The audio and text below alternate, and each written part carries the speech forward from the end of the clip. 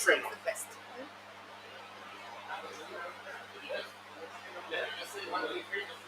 1, 2, 3, 4, 5. 1, 2, 3. 1, 2, 3. 1, 2, 3. 1, 2, 3. Can you hear me? Maybe we close this door here. No, that's not to you. Sorry. Yeah. Excuse me. Happy to help. Take a show. I think we should be closer to the mouth. Okay. Okay. I hope this works better now. Can you hear me? Yeah. Can you hear me? Yeah. It's up to you, Michelle, first. Hello, can you hear me? Shall we? You can hear me too. Yes. Perfect.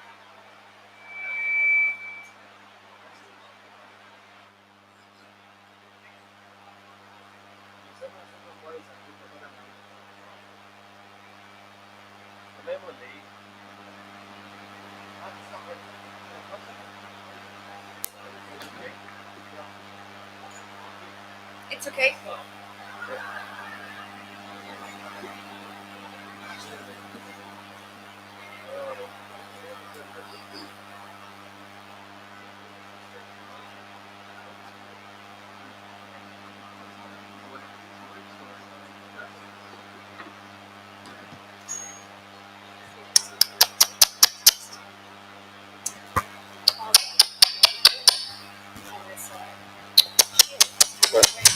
Okay.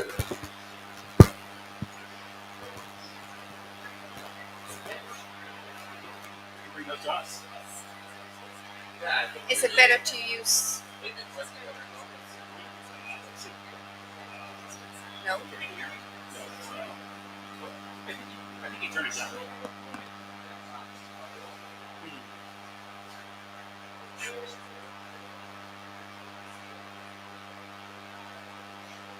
It was working just before. Oh. Hello. Hello. Hello. Hello. So I think this is perfect. Hi. But. Hello. Hello. Hello.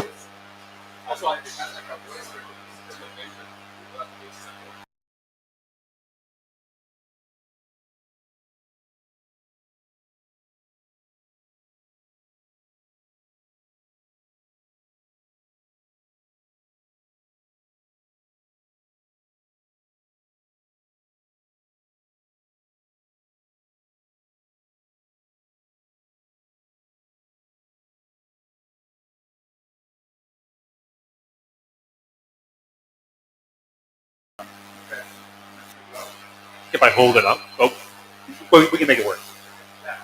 But maybe this one is better.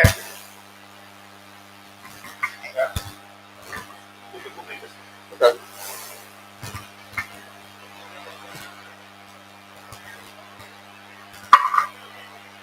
Can you just lower it a little bit?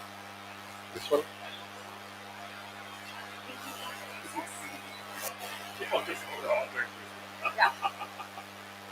All right. Are we ready?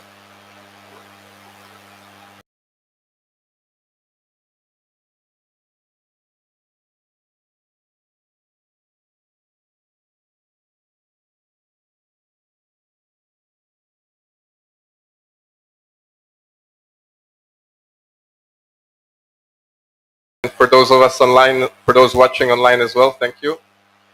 I'm glad to be here at COP27. It's an exciting time for all of us. I'm Robert from the International Organization of Employers. I'm the IOE's advisor for climate policy. And we're here today hosted by Volvo for a very interesting panel at the Business Pavilion of Egypt in partnership with the Federation of Egyptian Industries. And the IOE is a global organization based on employers organizations at the national level who are our members. And we work with many particular companies as well. We've been engaging in COP for many years. We work with the ILO a lot, particularly on labor market issues and the impacts on employment of climate action. So that's why this panel will focus particularly on skills in different sectors and experiences, progress, challenges, and opportunities from several leading companies in the world. I hope it will be interesting for all of you, and I'll pass the floor to them. Thank you very much, Robert, and welcome everyone to this wonderful panel. A great thank you to the IOE, to the Egyptian Federation of Industries, and to Volvo for hosting this panel. We're gathered here with 36,000 of our closest friends at COP27 in Sharm el Sheikh. 138 heads of state, leaders are here, and the topic of COP27, Together for Implementation. And this is really important because implementation is how we move forward. And as we implement, who's doing the implementation? It's not the 138 leaders. It's the businesses, the communities, the workers around the world who are actually the subject of implementation. Which is why we have a wonderful panel here to talk about implementation, in particular, the topic of skills. So can I just introduce the panel? We have with us the Chief Sustainability Officer for Volvo, Karen Svensson. We have Alan Blue, the co-founder of LinkedIn, Michelle Patron, who's the Director of Policy and Regulation at Microsoft, and we have Bernard Lorenz, who is Head of Sustainability and Consulting for Deloitte Global. My name is Pradeep Phillip, and I'm from Deloitte, and it's a great honour to be the moderator for this panel. Karen, can I begin with you? You lead sustainability for Volvo. Mobility, transport is a big critical sector for decarbonisation. Before you tell us what you're doing, tell us why this is important for Volvo and what the key issues are for you. Okay, thank you very much, and it's very nice to be here today. And before maybe we are moving into the topic of why we think skills is such an important topic to talk about, just a couple of brief words about the Volvo Group. So we are one of the world's leading manufacturers of trucks, buses, construction equipment, machines, and industrial engines. And as a company in the transport sector, we are right now in the middle of a major transformation where we are moving away from a platform that is, of course, based on fossil fuels to a green platform where we need to put sustainability first. To make that transition will require a lot from us, but it will also require quite a lot from society. Because moving to a more sustainable society will require not only a rapid technology development, but also completely new skills. And the further we come into this green transition, the more we understand that there is actually quite a big skills gap that we need to fill. At the same time, at least in Europe, but I think also in other parts of the world, we see large groups being unemployed at the same time as we have labor shortage on all-time high levels.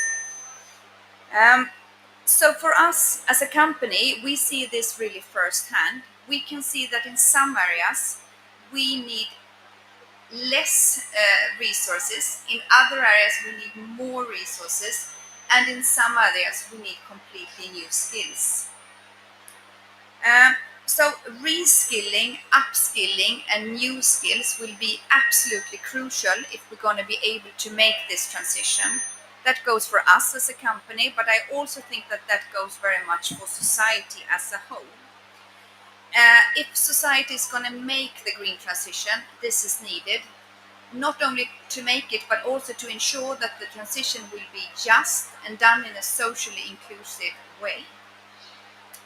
So, to tackle this situation, we have initiated a number of both internal activities where we are looking on how we can reskill and upskill our current workforce to make sure that they are able to handle the transition, both under the transition but also after the transition. But we are also partnering up with external companies, with governments and development organizations to do this not only for our own workforce but for the larger society.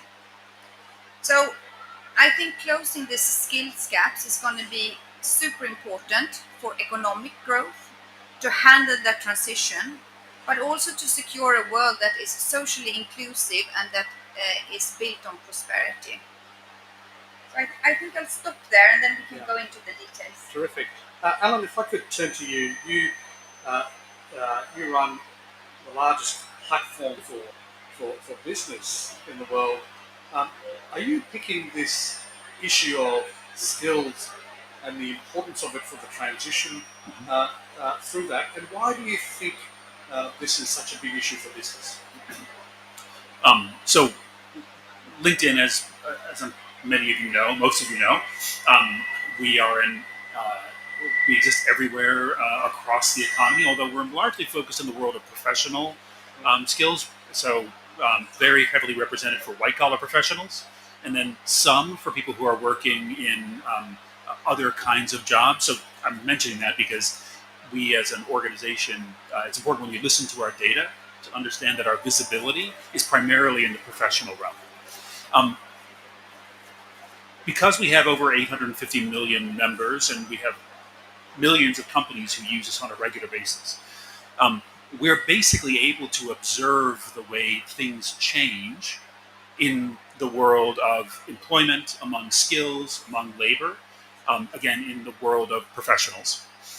By looking at people's profiles, by looking at the jobs that are offered, so we have a kind of live source of information about how skills are changing.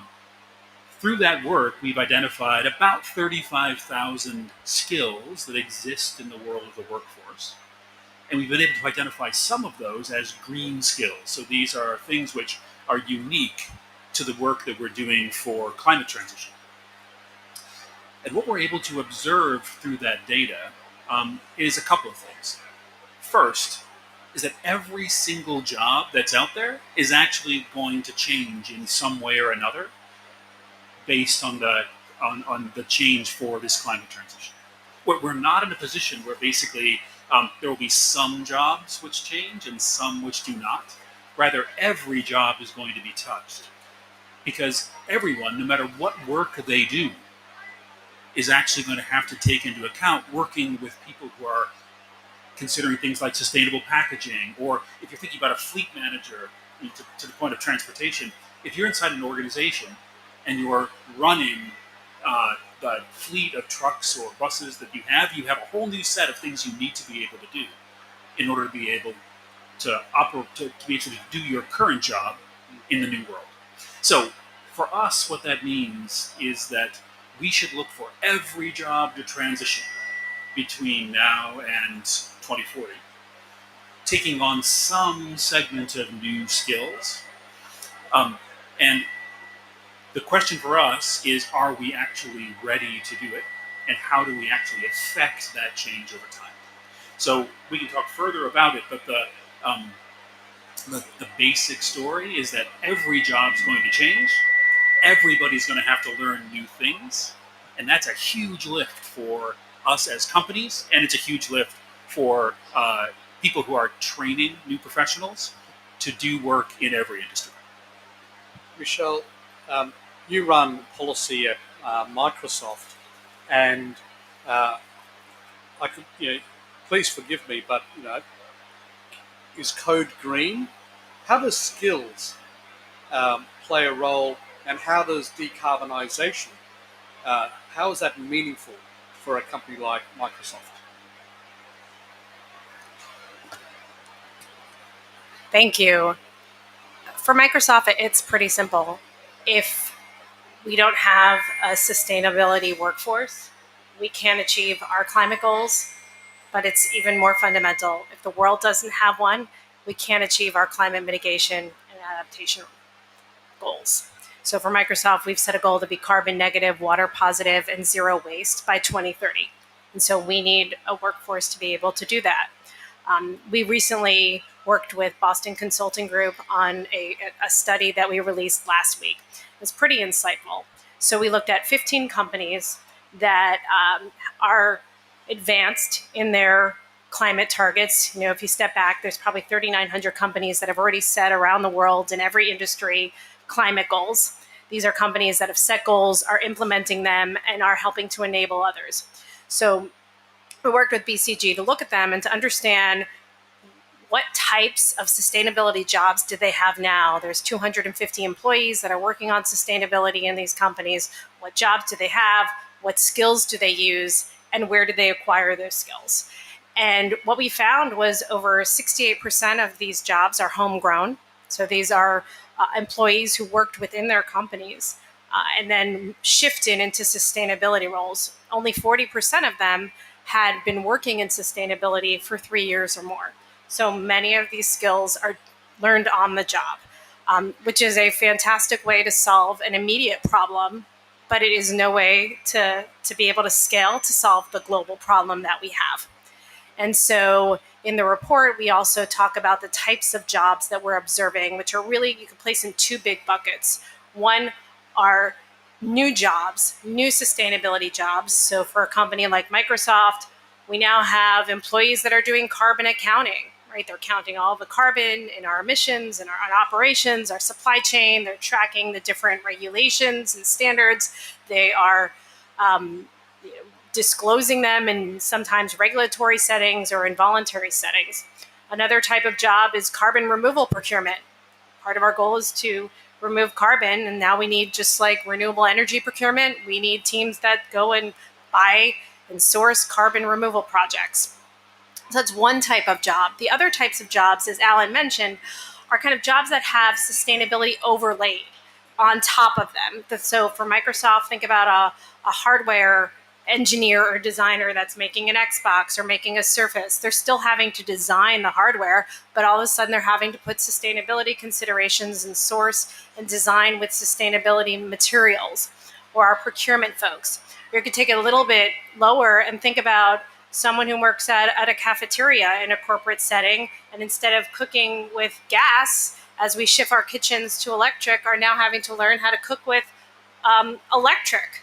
Or the same thing with someone that drives the fleet that we have at Microsoft campuses has shifted to electric cars. So all of those types of skills, these are skills that basic skills or basic corporate skills, but now have sustainability overlaid.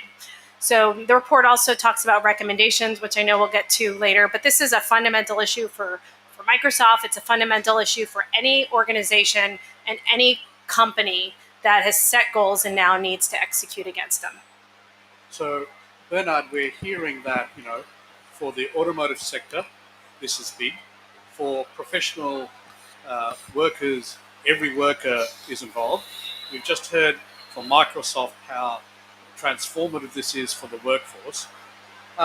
Sometimes such large-scale change can sound a bit scary. It can sound difficult. Is it really that difficult? Are there things that you are seeing that people are doing that makes it a lot easier? Thanks, Pradeep. I would love to follow up on all three comments. Obviously, it's scaring, and we wouldn't sit here if it wouldn't be scary, because people are afraid of the change.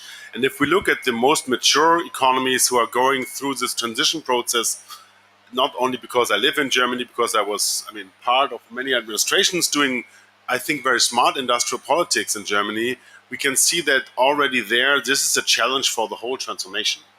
And if we look at, and I like Alan's comments about professionals and the reach, the great opportunities we have for professionals in this space and the change of jobs, and I completely agree with all your statements earlier about the massive challenge that means also for professionals. If we look more in the, as I call it, green collar sector and on the workforces that are affected by the change in companies like Volvo, not like Microsoft, but like Volvo. If I look at the German OEMs that are changing rapidly into the all-electric world, as I call it, there is a lot of noise at the moment. And I think unions, at least in Europe, it's a different picture in the US. Now with Biden, it's also interesting to look there.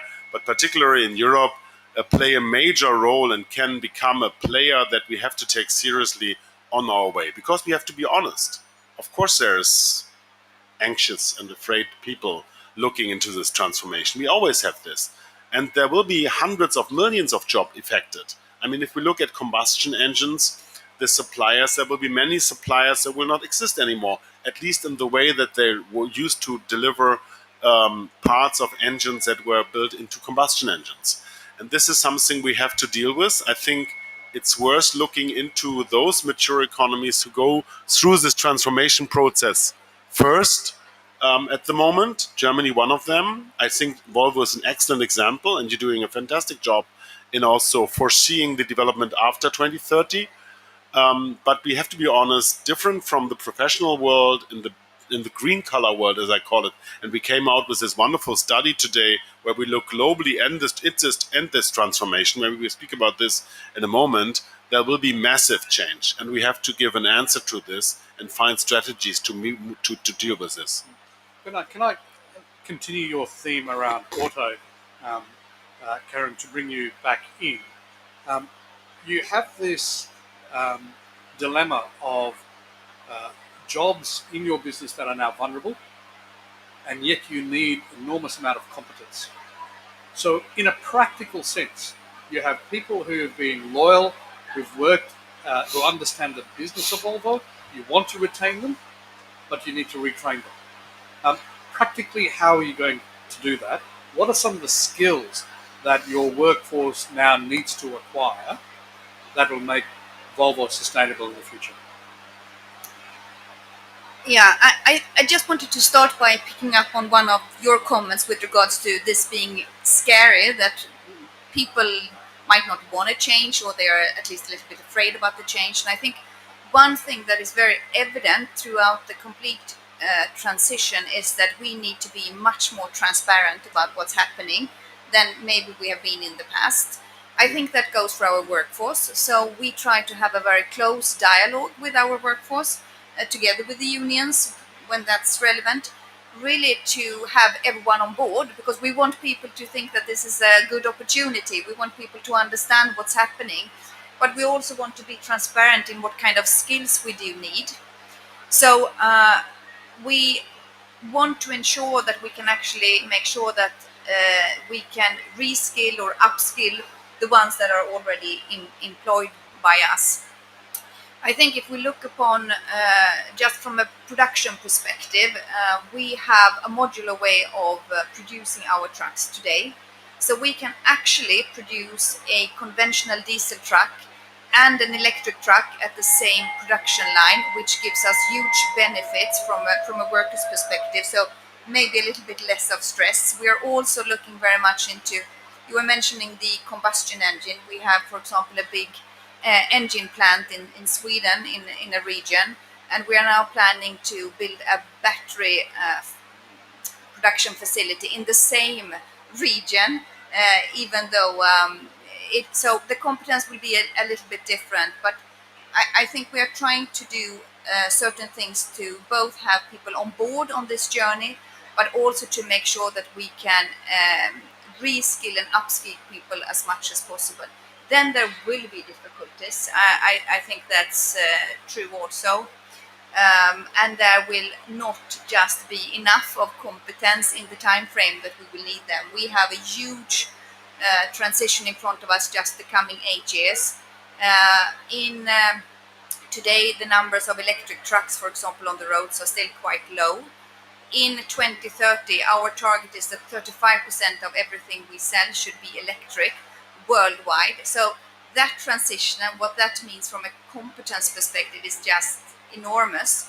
So of course, and having both lots of production but also lots of R&D in a small country up in the north of Sweden, where we need to attract people, that's of course going to create some interest, hopefully. So yeah.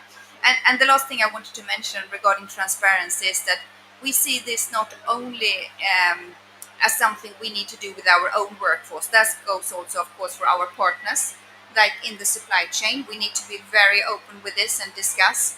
We're also forming lots of partnerships together with our suppliers. We think that lots of the things that will be needed in 10, 20 years from now they are still just in the innovation phase, they are still in development. And to make sure these can come to market, we need to be there to partner with our suppliers. That's something, for example, that we do on fossil-free steel. In order to get that to market at a competitive price, we can't just say to our suppliers, please do this for us, and then we'll see. So we need to partner, and I think that's also where it's important to be transparent, and not the least to be transparent with our governments. This is what we need, this is what's going to happen, so we can work all together, because this transition will require companies to work together with governments, with policymakers, and the whole society to make this actually happen.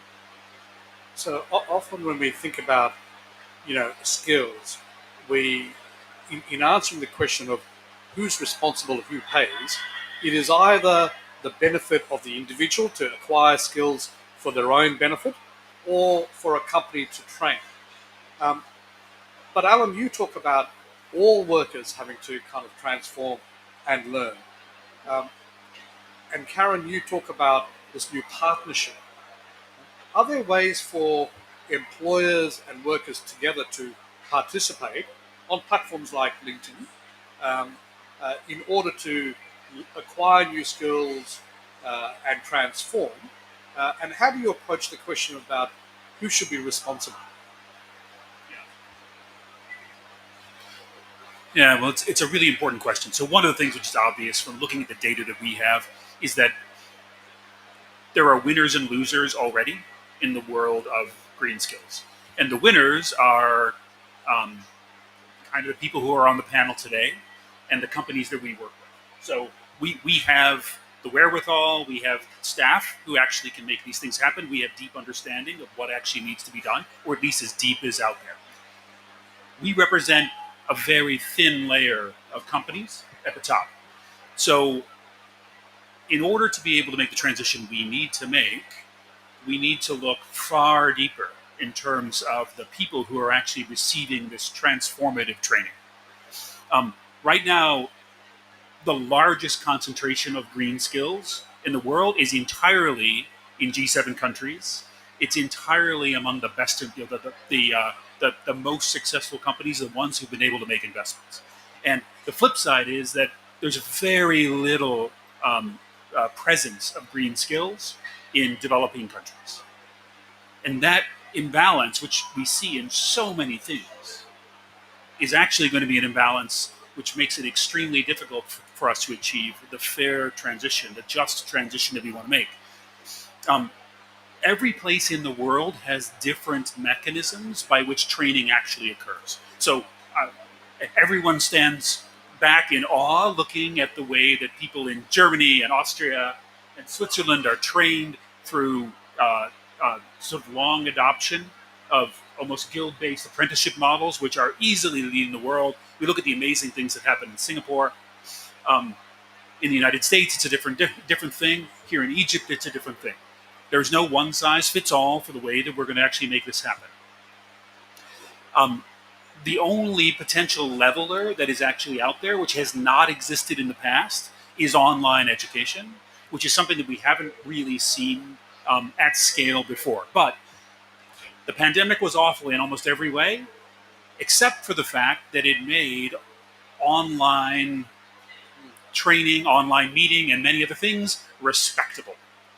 And it pushed many companies, including ours, to reconsider the way we think about skills and training, the way we think about certifications, the way we think about readiness for employment. It's actually accelerated our already existing efforts to make sure that skills can be represented instead of degrees, and that basically taking advantage of online education can be as valuable in some cases, not in all cases, but in some cases, taking advantage of real world education or on the job experience and training. So we have this new capability. It exists inside companies. LinkedIn provides some of those things. It exists in universities who are providing training remotely. It exists for companies who do purely online training. That is potentially the biggest innovation which could actually help us get out from underneath this horrible inequity in terms of the availability of training worldwide. Bernard, you've been party to a lot of these discussions about just transition. You've been to many COPs. At this COP, loss and damage is a big issue, all centered around this question of inequality. In terms of skills, Alan's talked about one of the levelers might be online. Any reflections from you on online for skills development as a way to drive just transition and bridge this divide between the North and the South? Great question, and Alan, I really think it's a great point that you're making. We're discussing this for a while, you know this. I mean, the question of massive online courses and the use of this and the impact of this. Obviously, we have a huge potential, but at the same time, as you also know, we have this big digital divide, and we have the problem of access. And so, I think we have to continue work with this as part of the solution. But we don't have to look in the global south only to see how big the challenges are. I live in Berlin, Germany, 100 miles eastern from my hometown. We are in Poland. And if we look at the transition of workforces in the coal sector, there will be no jobs for them. Let's be honest. There will be a way, and we've gone through this in Germany, and we go through this in Germany in the next 5 years. You can retrain, you can work a lot online, but have you been in a coal mine city in eastern Poland? I mean, I've been there in Katowice on one of the last COPs. That's a different talk. That's not the professional area, and that's exactly what you refer to. You say at LinkedIn, that's why I think you have a major role to play. You train the kind of multipliers on the top and make them aware of the issue. But then we have to go really down into the sectors. And the sector that will be transformed are the suppliers of Volvo and are the coal miners and all the other sectors that we start now within the northern countries. And then the global south, that will be a challenge. It will be about learning, and we need a strong learning curve of how we achieve successful transformation in countries like Poland, Spain, Italy in the next 5 to 10 years.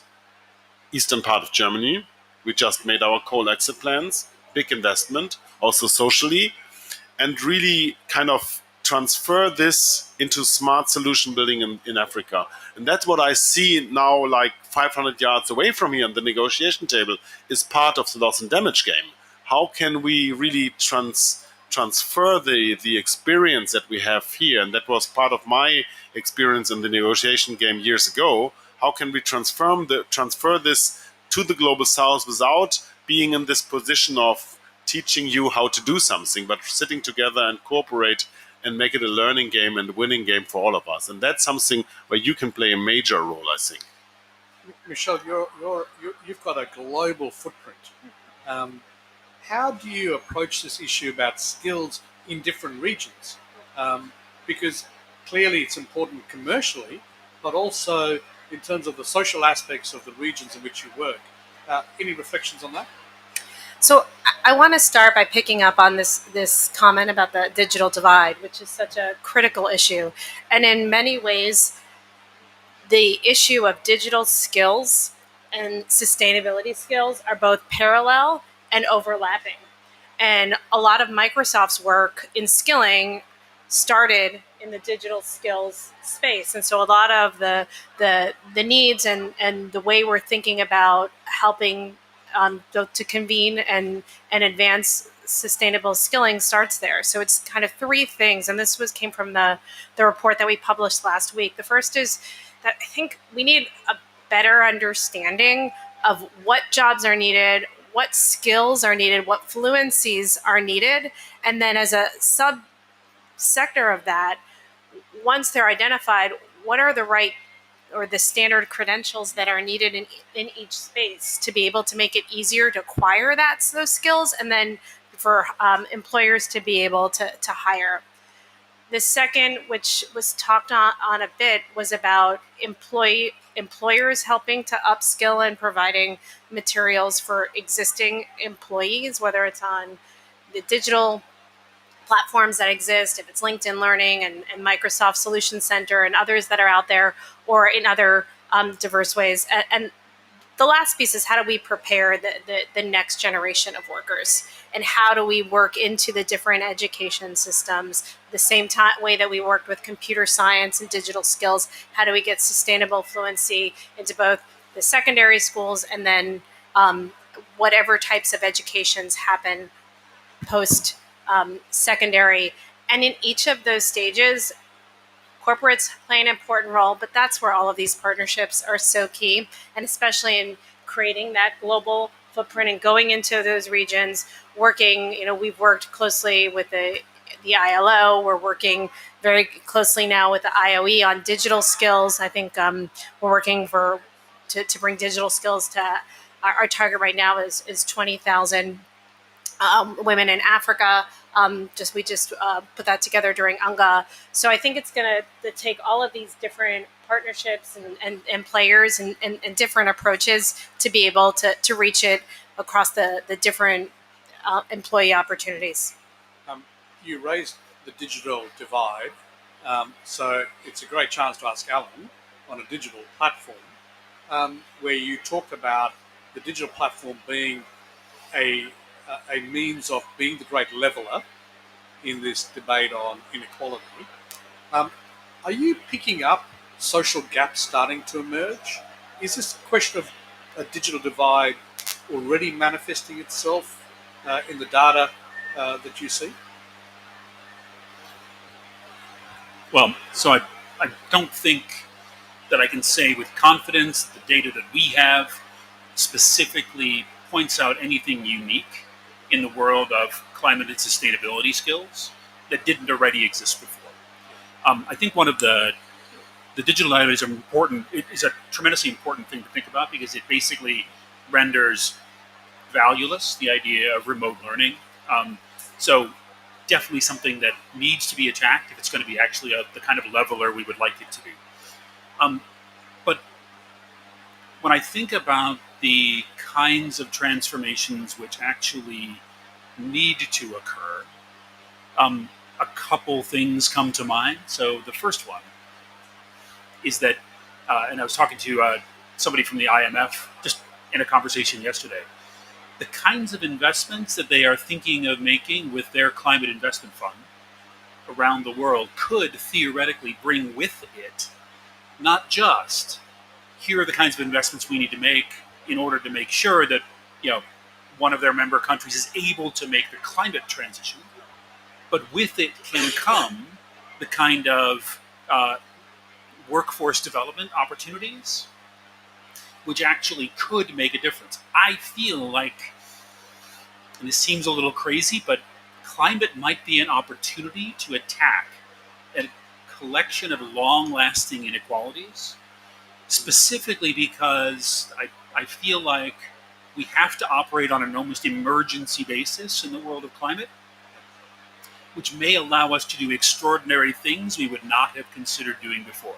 So I can imagine that one of the roles that government might play would be government, international lenders, and so forth, would be let's make ensuring the training of the workforce, the modernization of the workforce, part of the kind of climate transition that we are trying to help afford in these countries. I don't think we would be able to do that under normal circumstances, but maybe under these circumstances we might actually be able to do it. Bernard, quick question. Alan just mentioned the IMF and its fund. Do you see a role for private finance? Do you see a role for private finance? Glasgow was famous for the finance kind of coalition. Do you see a role for private finance in helping drive the skills transformation? I mean, there must be a role, because without private money, we will not get there where we need to go. It's just a massive challenge that we are facing, that I expect that also will be an interest of private funders to go in this space. If we look at the potential, the upside potential of this massive growth that we expect in Africa, there is an interest to be part of this game. And I see already now clients from the financial industry coming to us and asking us to analyze for them potential investments in this space. And of course, education is, let's not underestimate it. It's a big marketplace. It's a big market. There's lots of money in this. And in one of my former lives as an academic, I was about the smart investments that US top-ranked research universities did in MENA region. And if you look now, it was a big payback for them. So I would see that look, Singapore was basically a UNDP uh, uh, uh, um, uh, education project in the 50s, 60s. Now it's where we are, and I think this is the role that we need financial institutions and investors play. I think we will see a lot of cooperation in this space because there's a lack of course, knowledge and skill set in the financial industry to really understand the mechanism of those global southern developments. But if we look, for example, in the way that Achim Steiner is positioning UNDP now as a global think tank for this transformation in the global south, that's a fantastic potential partner, and he's already partnering with financial investors in the private field. Karen, we've talked a bit about um, Volvo itself, but Volvo exists because it has a great relationship with its supply chain, and the footprint of that supply chain is global in nature. How do you think about skills and the things you talked about in terms of that supply chain and the global footprint of Volvo? I think that we can talk about our maybe we should talk about rather our ecosystem that we need. I think we can talk about skills in the supply chain, but we can also talk about skills more downstream, so skills for our customers. So if we start in that end, we see lots of needs when it comes to drivers, mechanics, etc. So now we are maybe not talking about the same types of jobs that we have been talking about before, but super critical. We all know that transportation is key for society. We will not be able to make it unless we have trucks and buses, construction equipment to build cities, and we have a big lack of drivers all around the world. So this is actually a part where we have tried to work a lot, and then also in Africa. So we have since almost 10 years been doing vocational schools in cooperation with UNIDO and some of our customers in that space. So, for example, we have a vocational school in Zambia that has been running for quite some years. We see that we have good progress. We see that lots of the persons that go through these schools where we can send trucks, we can send trainers, we can really make them skilled in what they need, either as drivers or mechanics. We see that they have very good opportunities to get jobs afterwards. So I think almost 80% of them that leaves these schools get a job afterwards. And we have also had a special focus on women in this. So I think that's one part of the skills that we actually need to work with. So then, of course, also on the supplier side, and there I think coming back to what I said earlier, there we need to be very transparent and we need to work together because we are as dependent on the suppliers as they are of us. So we need to work together. Of course, there will be suppliers that today are focused on topics and areas and components that will not be needed in the future. But I think there will also be lots of our suppliers that need to transform, and many of them are of course already doing that, and there we are working very closely together to see what is needed to be done in order to move in the right direction. You know, you touched on this really interesting thing about not just suppliers but downstream your users, and I think that's a untapped area in the discussion. And I wonder, Michelle, if you and Alan want to comment on that idea of downstream users and the role they play for your own organization. Sure. I mean, happy to start.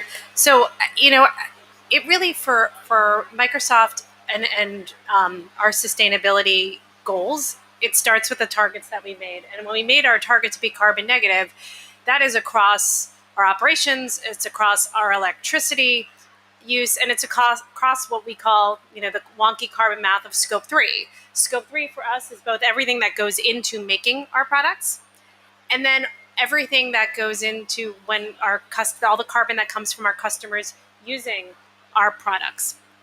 So we've been thinking through a lot about how can we drive and encourage and enable our customers to use products more efficiently. That's something that we can control on our end, and how we build in increasingly different, the most advanced energy efficiency usage into it, different types of features that we can build into how the computer turns on, what happens during Xbox when it's not being used, all of those different things, and the information that we can provide to our users about the electricity grid that is being used, that is being generated when they use our devices, so that they can make more informed decisions um, about their carbon emissions. I mean, that's an informal skilling, if you will, but it is an awareness of understanding what is available, what actions can be taken in order to be able to help both their carbon footprint and Microsoft's carbon footprint. Alan, any thoughts from you? Well, so for me, I guess for me the main thought is, first of all, I think it's amazing that when companies think about their responsibility to provide um, options for their customers, which are not carbon intensive or are low waste. The reality, I think, for all of us is that we live in the world we live in. Most of us do not have the opportunity to choose between many products, some of which are green products, some of which are not. We basically buy the stuff which is in front of us, and that's the stuff we have to use. My ability to have a direct impact as an individual in the world of climate is limited by the choices that I actually have in the marketplace. So when a company like Microsoft, my favorite fly, when a company like a Microsoft makes a decision to build a product which actually takes into account things like energy usage and basically provides customers with an opportunity to use a product which is green, and because it's Microsoft doing that at scale, that is a tremendous contribution, because you're essentially reshaping the economy and the options that are in front of individuals, allowing individuals to make a difference. So one of the things that I would always call upon a company to do, and LinkedIn indeed, but other companies as well, is if you have an opportunity to change to a product line which allows individuals to make gigantic contributions to the carbon transition, that's not just your option, that's your responsibility.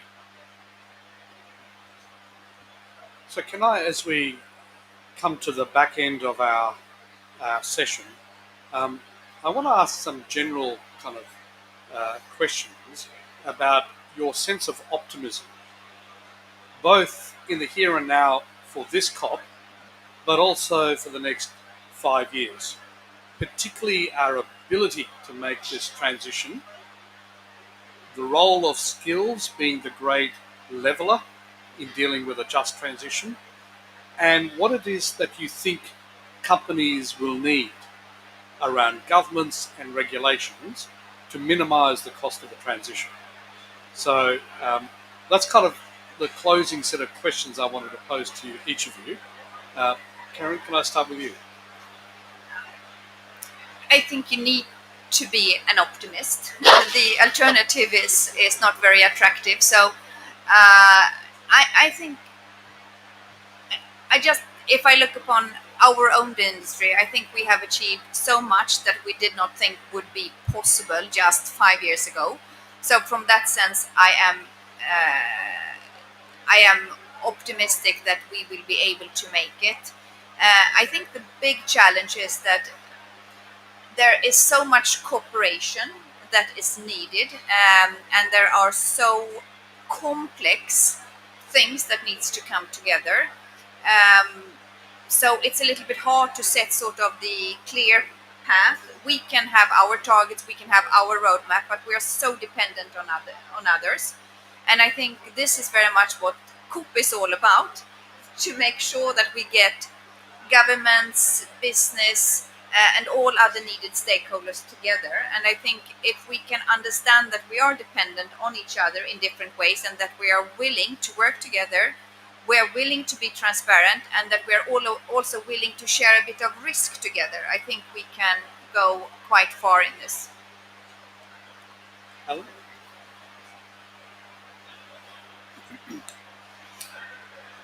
I think the most important players who need to take action are essentially the owners of the millions of companies who need to make the transition.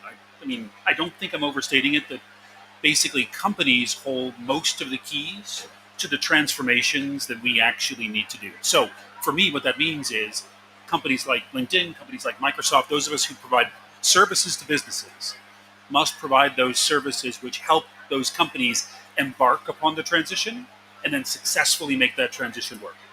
And we need to make it possible for tens of millions of companies to make that shift. And it's a big area of focus for LinkedIn in the future. Like, how do we make that more possible? But anybody who is providing resources for other companies to help make this transition needs to do so right away, because these are business changes. They take time, whether we want them to or not. So we need to get started. Michelle, your turn. And just following on from Alan, is this a great burden of responsibility or a great opportunity?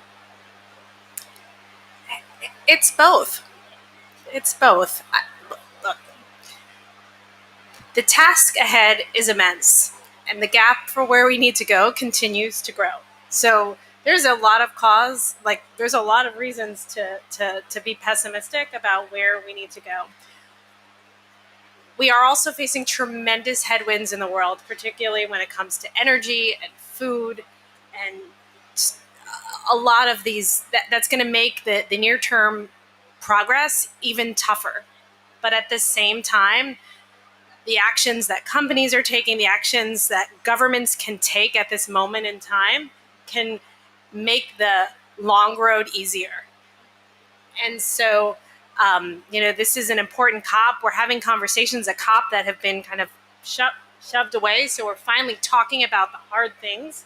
We're finally beginning to take action on the hard things. So I think that I am optimistic about where we need to go by 2030 and 2050, but knowing that the next 2 years are going to be pretty rough.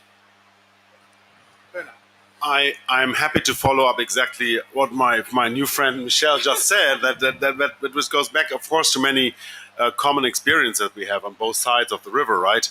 And I also agree completely, Alan, that it needs companies now, and it needs services for companies. And I think the role that we as a professional service firm can play is really accelerating this change by providing solutions and bringing a solution that worked in one country to another country, from one branch of industry, or at least within branch of industries, globally. I would like to make two final comments, both on reflecting what you, Michelle, just said about the short-term challenges and the long-term perspective. First, I think it's on us to understand that it's really about speed and scale now. We know what to do. We know how to transform the mobility transportation sector. We know how to transform all the energy costs that we have in the IT sector. It's really about speed and scale and doing the right thing. And that leads me to my second comment. For this, we need strong standards. We need as strong standards as we can get. And I think at least regionally, maybe some globally. And I always quote my dear friend Hal Harvey, who says, strong standards make strong companies. So I'm a big fan of having a global policy circus like this year, like G7 did, like G20, hopefully, knock on wood, will do later this year, identifying standards, negotiating standards, and agreeing on standards that will lead industry through this transformation, which, and that's my final comment, in the next 3 to 5 years will be kind of a death valley where we have to go through, right? And then we can see the light of the West, and I'm happy to do this. Thank you. So it's interesting. Activism and movements are never usually associated with the corporate world. And yet I think from our discussion today, We've seen businesses being active, calling for action, and we've seen in our discussion that we can't go it alone. We need to be part of an ecosystem. We need others to also move with us so that we can build momentum for speed and scale, Bernard, as you commented. And here we are at the first African COP. And so the question about how people move together with us is really sharply in focus. But what we've heard from the panel is that the task is not insurmountable. Often when we talk about climate change and sustainability, the numbers are big, the time horizon long, and the speed and scale with which we need to move really sharp. And sometimes that can be overwhelming. But I think what we've heard is that this is doable. And I think that is what underlies the optimism from each one of our speakers here today. And so, with that, I want to conclude our session to thank each one of our panelists for sharing their wisdom and to the IOE, the Federation of Egyptian Industries, and to Volvo for hosting our panel. And particularly to everyone here today and also online, your participation, ongoing participation in implementing change is how we'll actually achieve change. So enjoy the rest of COP and thank you very much for joining us.